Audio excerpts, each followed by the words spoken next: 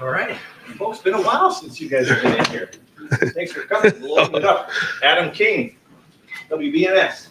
Coach, what made Carlos the right choice for the running back room? Yeah, just start off by saying I think I'm going to get some allergies here this morning, so I apologize ahead of time if I start sneezing. Carlos, first off, when you hear about Carlos's story, it's captivating, where he's come from,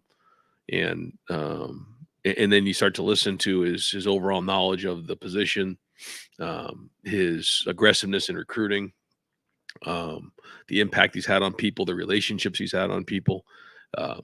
It was an absolute slam dunk for us. He's already in a short period of time brought in an edge and a toughness and aggressiveness that I think is going to be excellent. Cameron T. Robinson, The Athletic. Ryan, when you were, what was that process like as you picked Carlos, and what do you feel like he brings to the room different than maybe some of the other games? Yeah, as you can imagine, we had a lot of candidates, a lot of different folks that we spoke to,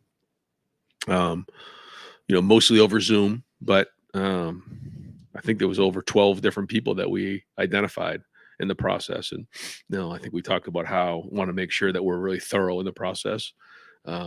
Felt like we really did that in the search for the offensive coordinator. And I think that was a success. And I think it was the same thing here. And because of the timing of it all, it allowed us the opportunity to be thorough with it and, really dig in on recruiting questions, dig in on scheme, talking about the run game, talking about protection, talking about overall philosophy, all these different things, and interviewed some really good people, pared it down to about four or five, but felt Carlos just stuck out for a lot of reasons. And I just was impressed again with his overall mentality, his approach, but also just his understanding of football, and he's, I think the guys really like him and his approach. I think it's going to, again, be a home run for us. You mentioned that Trey, John, like the guys in the room would be a part of it. What was their feedback as you went through the process? Really, most of the guys in the room knew Coach Locke from the recruiting days, so there wasn't really much in terms of having to introduce them to the room. They all knew exactly who he was and had built a relationship in the recruiting process. So when they heard that he was one of the finalists, I mean, it was immediate. You could see in their eyes that they were excited about it, and that might have been one of the things that put me over the top. And so. It was great. Now, it's been a challenge for him to kind of step in the middle of the last couple of weeks of spring practice. He's kind of, just taking it hour to hour right now. But his hustle, his intensity, his effort, all of the above, attention to detail has been noticeable early on. I'm going to ask that we keep our questions to just one, with just a few exceptions there, just so we can get as many people asking at least one question. Spencer Holbrook, Lettermen Row. Brent, what do you want to see from the offensive line to finish out the spring? Not just Saturday, but Wednesday. I guess, what did you see from today and Friday? What do they need to show you before Sunday? I think the first thing when you're in the spring, we've talked about this before, you want to see individual improvement. And then as we get into the preseason, it becomes more of like, all right, what's the chemistry of the secondary look like? What's the chemistry of the offensive line, the quarterbacks with the receivers? But the spring to me is more of an individual evaluation. Like, are you getting better? Take that one individual player. And so we need to continue to see that, but we are seeing that across the board. I think, the biggest thing is that right side, that right guard position, and then that battle as things have gone on. We've moved Seth and Carson both there. We've used Luke. We've tried Tegra inside. So we've used a bunch of different combinations there. And I think, I think it's, by the end of this week, we need to at least identify where we're going and where we project that, even if it continues into the preseason, which it may.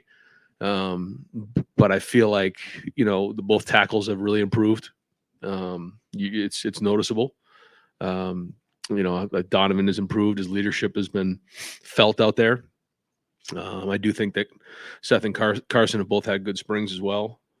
So really want to see if, someone could take the next step in that right guard position, however that all shakes out. The right tackle, then are you guys feeling really confident with where Josh is at right tackle? And then is it basically just down to center and right guard at this point? I feel Josh has played some right guard for us this spring to see what that would look like as Tegra moved out there. We've tried some different combinations. I think Josh could play both positions, but we do feel confident with him right now playing at tackle. Tony German, Buckeye Huddle. Ryan, Julian Sand loses his black stripe earlier than any freshman quarterback you've had. What goes into that, and is there a danger in doing that when you've got so many quarterbacks in the league? No, I guess what was it, practice 9? But he's been in there and competing, and he's making plays, and the guys know, and a lot of times with the black stripe, it's a lot of times the players, they know, they see it, and guy makes a play or shows up over an extended period of time, but in 9 practices in, you could see that he was making a lot of throws and in big spots, even against the ones. And so the play speaks for itself. And again, it's usually when you get your black stripe off, it's because you've earned the respect of the team. And I think he's done that. Well, ultimately it's my call. CJ Barnett has a lot of say in it, but the players do too, and you can tell when guys have the respect of the team, and it's anybody who has their black stripe coming off. And there's a few guys that probably are right on the verge of that as well. And I know it means a lot to them because it feels like they've put it on the field. You have to earn in the weight room first, but then you put it on the field and you start making plays. It speaks for itself, and guys start to see that. Pat Murphy, 24/7 Sports. Ryan, with the quarterback competition, I feel like last spring we were asking you about how you handle it coming out of spring practice and whatnot. Is there anything that you learned, be it end of spring practice, summer, fall camp, about that process a year ago that you may apply to what you have here, even though it's obviously a different situation? Yeah, I think you learn from every year. Looking back on last year, I'm not sure if I would have done it any different. I think the way that it all shook out, I felt like it was a battle even going up into the first game, and then it wasn't clear cut even until we got into a few games in. But I think you just keep getting these reps, and you just keep compiling these reps, and you figure out, as guys get into the situations, how they handle it. I think Saturday will be another barometer to figure out where guys are at. I think we got a great crowd planned. So, I think we're north of 50,000 tickets already sold, right? And we got good weather planned on Saturday. We'll knock on wood on that. So, good opportunity for some of these guys to get out there and play, Lincoln and Julian, but then also Devin and Will. And, I feel like, the more reps these guys get in those type of environments, you see what it looks like, and then they grow from there. So you're trying to see where they're at, but you're also trying to project where they can be as we head into the summer. Jeremy Birmingham, podcast. Ryan, obviously, transfer portal reopens on Monday. In this era of college football, how are you guys prepping for that? I mean, and how insane is it to think that you've just gone through these last 6-7 weeks of spring practice, and now you're looking at potentially another changing 10% of the roster by the end of Monday to the start of fall practice? Yeah, it is crazy. Yeah, I mean, it's unique, but I feel like we have a team that, has come together for a common purpose. And, we talk about, why do you play so hard here at Ohio State? It's because of the brotherhood, the love of your teammates. I think we have a good group that way. I think guys want to be here. They want to be at Ohio State. They understand what it means to be a Buckeye. They see the opportunity this season. So, I don't see a bunch of guys that are just looking to run out the door. I think there'll be a couple of different situations that maybe it does make sense for guys to maybe look at other places, but and we'll just, we'll adapt as those happen. But we know we're going to have to play with a lot of depth next year. If you're playing 16 or 17 games more than ever before, guys are going to play football.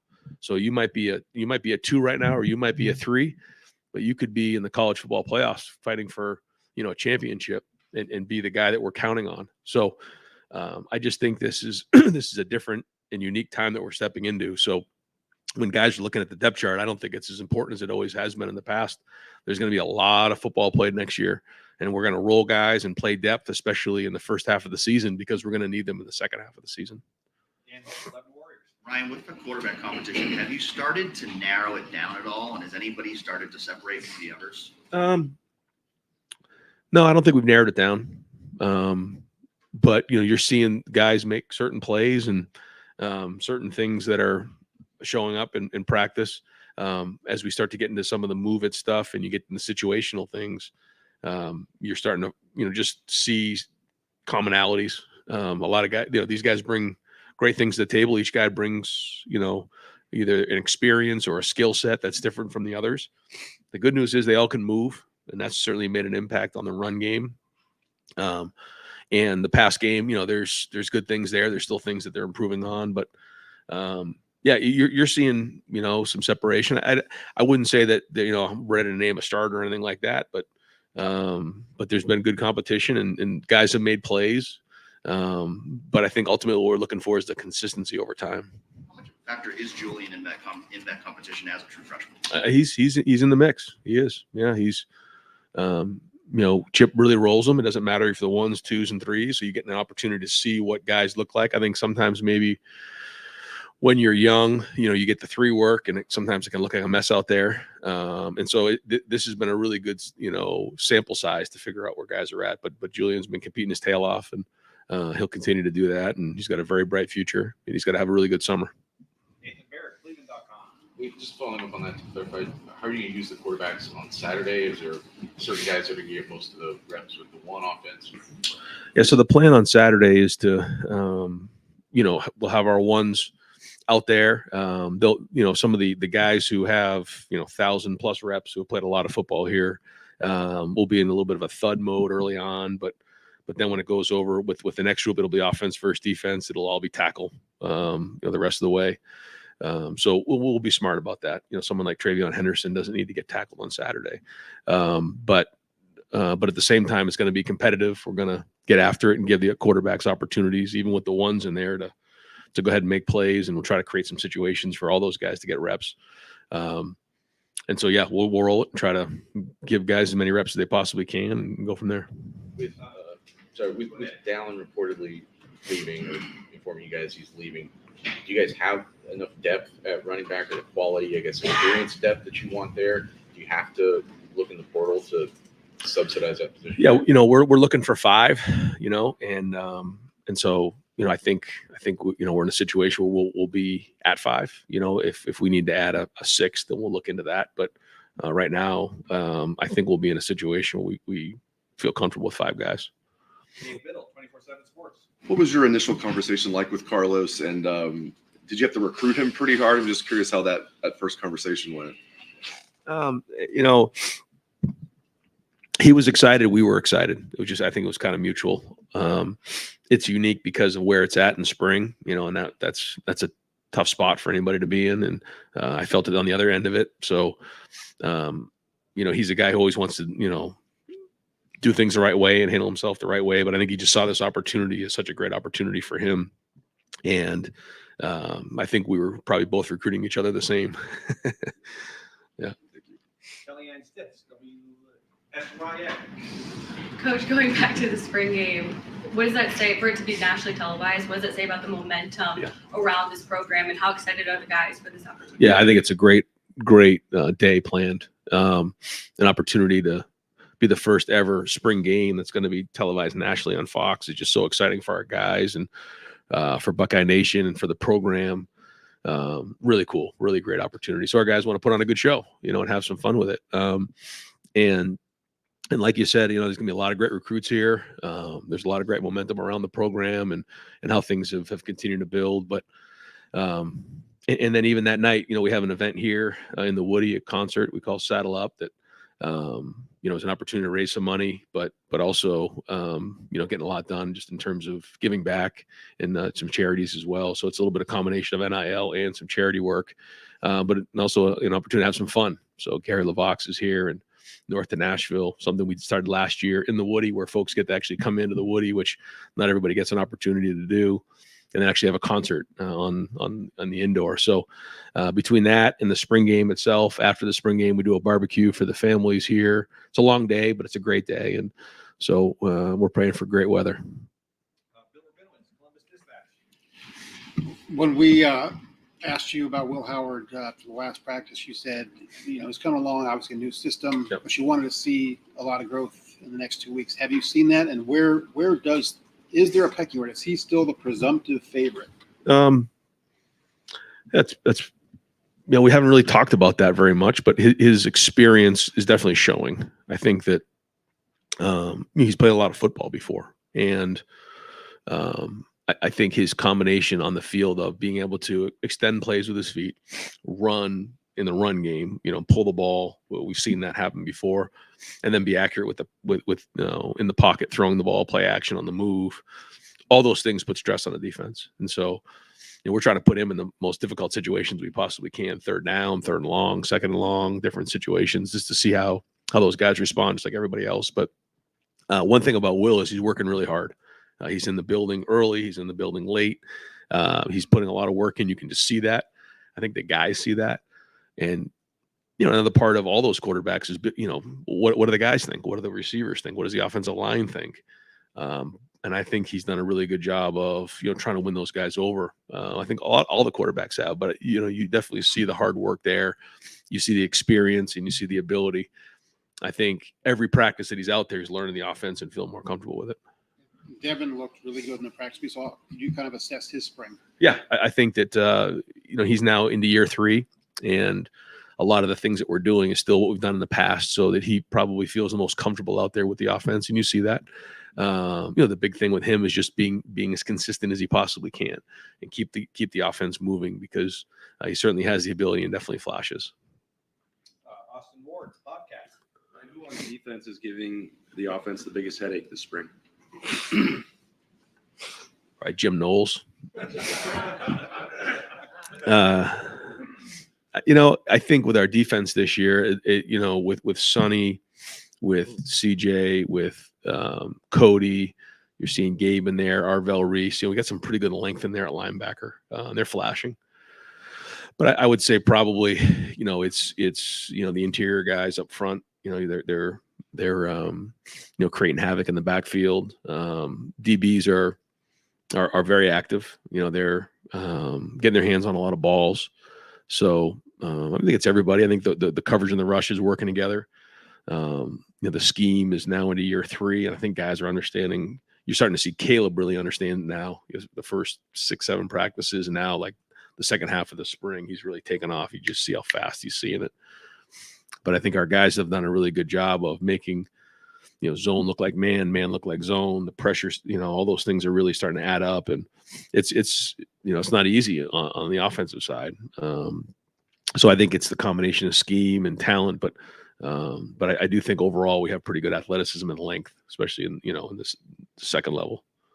Tim May, Bobcats. Oh, thank you, Jerry. Julian Sayin, for example, where are you in starting a freshman quarterback? Do you look at him as just another one of the guys competing out there, or do you keep in mind he's a freshman? Just kind of what's your thinking along those lines, right? I think it's just the mindset for him is that he needs to be ready to go, play at Oregon. He's got to be ready to go play at Penn State. He's got to go ready to play against the team up north. He's got to go play for the Big Ten and a national championship. And that's in his mind, because as we know, the last time a national championship was won, we were on to quarterback 3. And, with the quarterbacks having the ability to run, like we haven't done that a lot here. Justin was probably the last one, and boy, he really kind of limped in the last couple games because of that.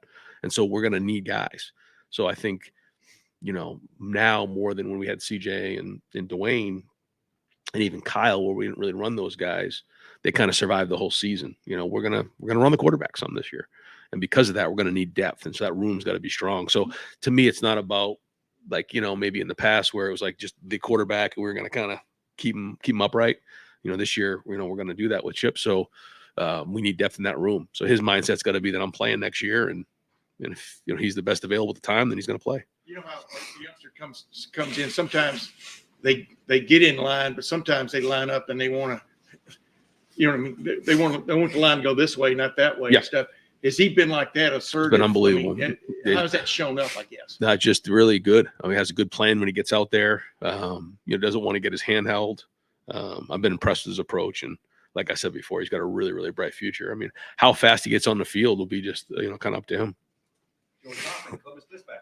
Just to clarify with Down, has he indeed told you his plans are to transfer to a done deal? Yeah, I think, we're going to keep all those conversations private and kind of wait till next week to talk about it. Yeah. Bill Landis, the podcast, Kings of the North. Right. He said coming in the spring ball that, you had some stuff to figure out on the right side of the line, but you felt confident that you had the answers in-house. Do you still feel that way as spring ball wraps up? I think we have to look at everything. I'm not sitting here and saying one way or the other. I think I like to watch the film today. We did a couple moving some guys around to see how that went, and then see how Saturday goes, and then kind of go from there. But I can't sit here and tell you that I know that right side's solidified right now. So I think we got to keep looking at all options. You think both tackles, Josh's, I guess, have improved. Yeah. Just what specifically have you seen from those guys that makes you say that? I think it's just overall production. You're just seeing, especially in pass protection, you just see those guys in better position. Against Jack and JT and Kenyatta and those guys, they're Mitchell, Caden, they're just more consistent blocking them. So whether it's first off, I think Josh Fryer has really changed his body. His body fat's down, and that's something, his diet and everything we really hammered this off season. And so I think that was significant in how quickly his feet are moving, because he's sharp in what he does, and he's bending better. I think for Josh Simmons, that was never an issue, although he is in great shape. I think it's more of the experience and understanding of the offense, playing more football, and more of the mental part of it. So I think both guys have benefited from another year, but both for different reasons. Stephen Means, Cleveland.com. Different variations of this question before, but you got a quarterback room with just a wide variety of different descriptions of guys, from very experienced guys to Julia, who maybe has showed up and looked a bit better than most freshman quarterbacks typically show up. Yep. You've also got a season that's, as you mentioned, a little bit longer, a little bit different, maybe a more favorable schedule this time around. And we've seen other programs do this before, but in your philosophy in picking a starting quarterback, what matters more, the older guy with maybe a little bit more experience, or the younger guy who might be flashing some upside early on that you might be able to tap into at some point, later down the line? Well, I think the good thing for us is that we might have both, which is great. So if that's the case, then we'll play those guys. I think that's what this season offers, the way that you look at the season. And we're going to do whatever we can to win games. That's what it comes down to. But we also know what our goal is at the end of the season, and what is going to put us in position to do that at the end of the season, and making sure we have, 2 or 3 quarterbacks that can go help us reach our goals is going to be the number one thing. So how do we do that? We got to figure that part out. I don't think we're there yet. Right now, the focus is just getting these guys as many reps as we can, evaluating them. But as we head into the preseason, into the season, that probably means getting guys reps in the game, so that they don't get put into a situation where they haven't played a lot of football before. Unique to maybe in the past. I think about where Lincoln was in that bowl game. He was not ready to play in that game. He would tell you, and it wasn't his fault. Kyle had played, and then when he entered the portal, then Devin was in the bowl practice and got hurt so early, and then he kind of got thrown into that. Where this year we can't be in that situation, because we know we are going to run the quarterbacks this year. We have to build depth in that position. Put you in a situation where maybe you're more open to maybe putting the guy out there in meaningful snaps once the season rolls around, just for the sake of not being thrown in that situation again. We haven't talked about that, but that very possibly could happen. Yeah, if that's what we're trying to do. That's a ways away, but we'll kind of cross that bridge when we get there. But I think that's certainly something that's worth discussing. Andy Baxter, Lettermen Row. Ryan, what have you seen from James Peoples so far this spring, and is he someone that can contribute right away for you guys? Yeah, I think both freshmen and TC Caffey, all 3 of those guys, so Sam, James, and TC, have had very good springs. I've been very impressed with their approach. I got a chance to spend time with them for those couple of weeks, which was great to see the way that they go into meetings, the way they answer questions, their attention to detail. Looking to see them, run and in a live situation on Saturday, because I think all of those backs have talent, and all of them can catch out of the backfield. All of them are really good in protection, and they can run outside and inside the tackles. So first time they get tackled to be on Saturday, but all three of those guys have done a nice job. I mean, Trey and Quinshawn have been really solid, but those three guys, to see them go play in the game will be fun, and an opportunity for everyone to see those guys with the ball in their hand. Andy Backford, Dylan Davis, Delaware Gazette. Guys, I'm sorry, I only got time for just a couple more. You mentioned that how quickly Julian gets on the field is going to be up to him. What are some of the things you need to see from now to through the fall camp that may push him onto the field? Is it just a matter of adjusting the speed of the game? I guess where does he not measure up to Will and Devin right now that he can still get to? Yeah, just overall experience, and then just maturity, physically, mentally, emotionally, all those things. But he's shown great signs. But I think he's put on maybe 15 pounds he's got here. That's great. But the overall strength and just size and then it's a matter of just experience. But I like his approach. I mean, I see things in him that lead us to believe he's got a really bright future, and it's very, very encouraging. And final question for folks. Andy Anders, Lettermen Warriors. Yeah, I just wanted to wrap up by talking about tight end depth. I guess where are those guys at coming out of spring, trying to find those options behind G? Yeah, G. I think last time I came in, I felt strong about G. I still feel the same way. I think he's taken the next step in the in the progression and blocking. Now, when you're playing tight end, 60, 70 plays can really add up. And so we're going to have to roll at times. I think Will Kazmarek every day has gotten better. So that's been great. Jelani has improved. Seen him do some really good things. He's been great in the red zone, catching a few balls. And Pat Gerd and Bennett have also shown certain things. And so the room across the board has been solid, and having depth at that position, even having someone like Jace Middleton or some of the guys, Max next as he comes in, we're gonna have to continue to have depth in that room, because the same thing, like we get into December and January, you just don't know where that depth's going to be. So we got to make sure that if we're in 12 personnel and we're 3 deep at that position, that means there's 6 guys that you feel okay putting in a game, and that's a big ask. But I think the top guys are playing well. They got to continue to improve. They all have things they got to improve on, but I would say overall we're starting to build that depth in that room. Coach, thank you. Yeah, thanks, guys.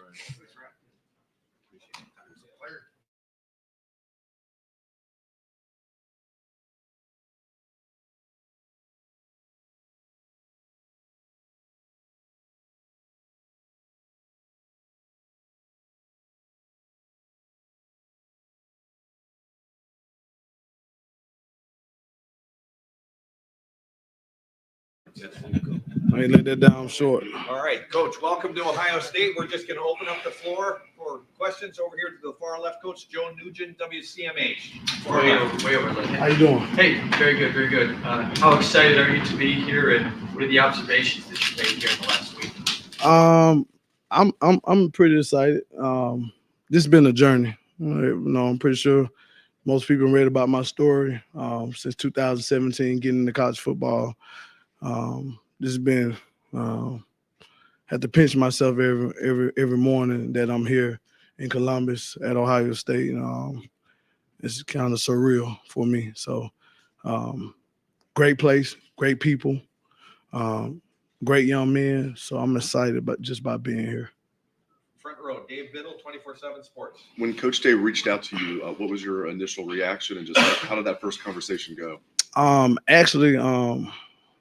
No, it was a couple other places had reached out earlier, and those things didn't come to play.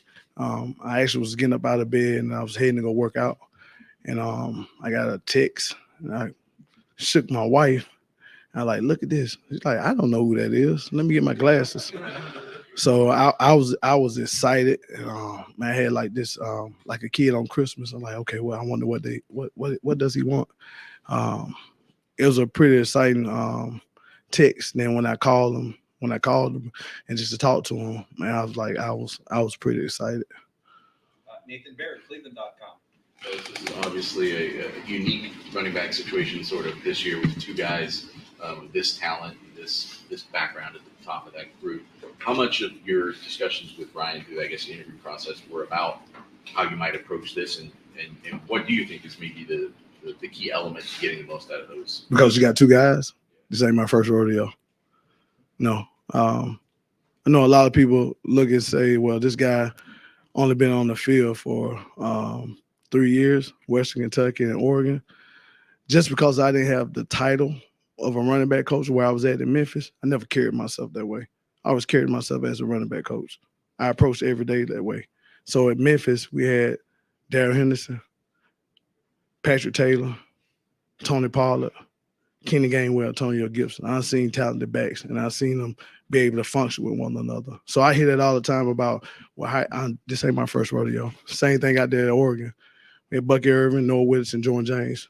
You go look at their numbers, they all function well together. We learn how to play as one. So this ain't my first rodeo. So, and plus I know those two kids because I recruited them when they was in high school. So I'm up for the challenge and the responsibility of it.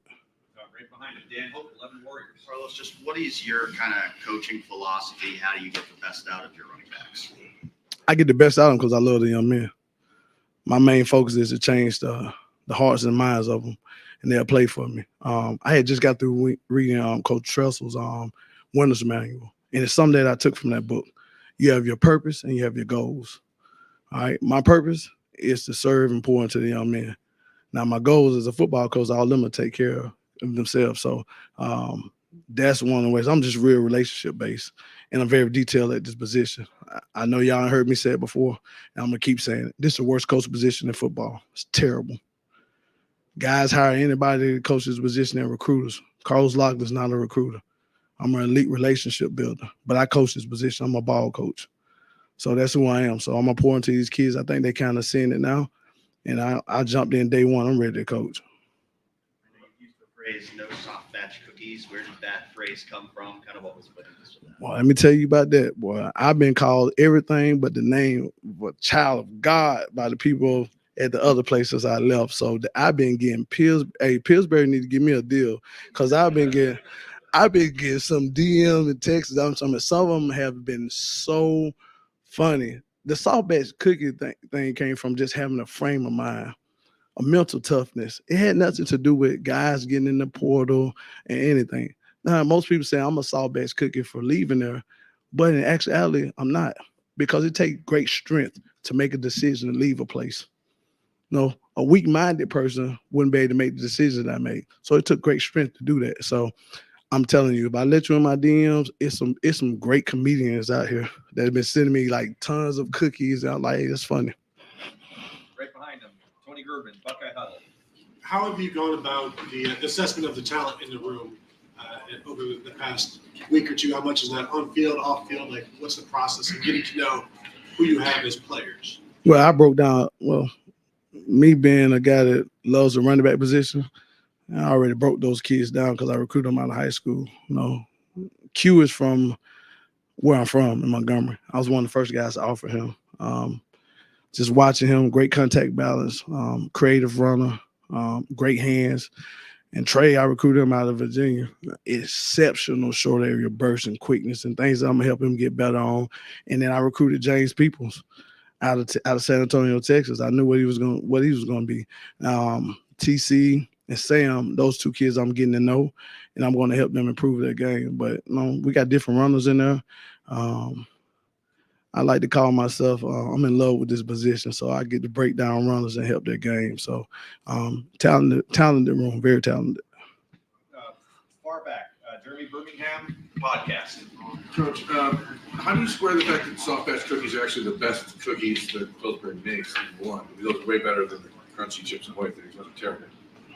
Do you have to find a balance there somewhere? Well, for me, I'm actually not eating any cookies. I'm just saying I'm not eating any cookies this year. I gave it up for a fast, so no sweets for me for the whole year. That's something I gave up. So the term, the soft batch cookie term, look, guys, I actually took that from I represent the high school coaches of Memphis, Tennessee. I actually took that from a guy named Coach Slocum. He used to always say that soft batch cookie. I actually stole that from him. I give him credit for it.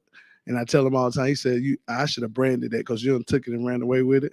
But that's just where that comes from. That notwithstanding, as you get to Ohio State and you start to look around the country, Oregon's a big place. That's a major job. But how do you think that wearing the Ohio State logo on your chest, wearing the Blanco when you get out onto the recruiting trail, how does that change the way that you feel you're either received, or does it add a different level to just feeling like I can go anywhere and get anybody in the country? It doesn't change the thing for me. This is a great place. Oregon was a great place too. But guess what? Whatever I put on, I know what I'm going to represent. For me, I know who put me here. I know I represent something higher. Like I told you, I know what my purpose is. My purpose is supporting the people. So whatever logo I have on, I'm still gonna be doing the same thing. So this is a great logo.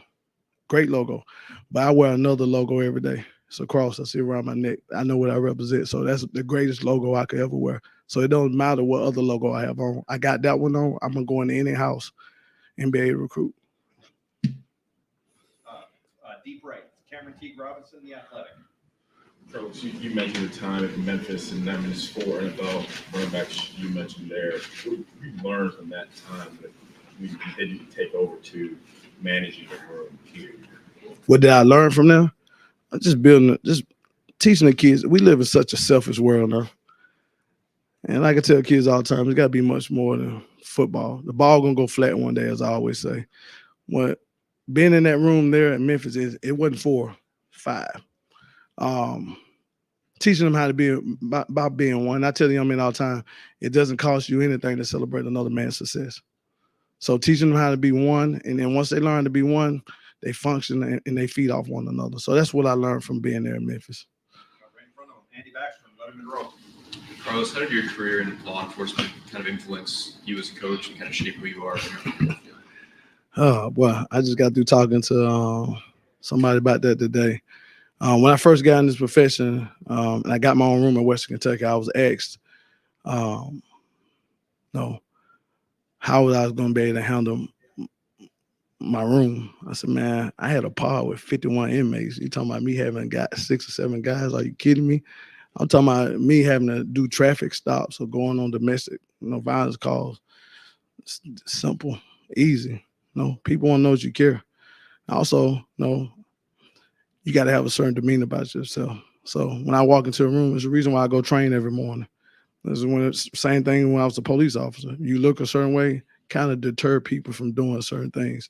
So that's why I go train every morning. I'm gonna look just as good as my boys look. So it helped out a lot. In other words, Front row right, Austin Ward, the podcast. Carlos, welcome to Columbus. What would it mean to, revolutionize the way running backs are coached? What does that take? I'm not gonna say revolutionize. There's some good running back coaches out here. Everybody's different. There's some great coaches out here. I just want the head guys who sit on these jobs to not just hire guys. All coaches on your staff should be great recruiters, not just a running back coach. We coach the position. We develop players as well. I just want the coaches to realize, hey, you know what? Let me look and be thorough about this guy that I'm hiring for the job. Is he teaching the position? Is he developing the position? Because you're not going to hire anybody to just coach quarterbacks, are you? Well, it shouldn't be like that for the running back position either. And I'm only passionate about it because I played it. I love it. So it's the only position I want to coach. Could I coach other positions? Yeah. I played DB in college too. But I love the running back position. So I just want to see it coached well. Tim May podcast. Yeah, a million questions. I'll ask a couple. Number one, when your wife, whatever, you got the message stuff, are we moving again? What was her reaction? No, she just knew God had gave us a new assignment. It was never like we're moving again. Let me tell you guys something. I grew up, my mom was in the military, so I lived everywhere. I lived in Panama, South America. I'm used to picking up and moving. I lived in Fort Riley, Kansas. Montgomery's home, Memphis my second home. So I'm used to moving. Now my wife, it was different for her. But she just knew God had gave us a new assignment, so it's time to go. What did Coach Day tell you when he hired you that he wants out of you that may be different? It's not slamming somebody else, but what did he say he wanted you to bring to the running back room? I think he did his research on me. He said he wanted a guy to develop the position. That's not taking a shot at the coach that was here, who I'm friends with. He said that he wants somebody to really get the guys going. I can only be me. And I told him that, Coach, I'm going to be me every day now. Because, see, my mindset is when I step in this building, I got one mindset.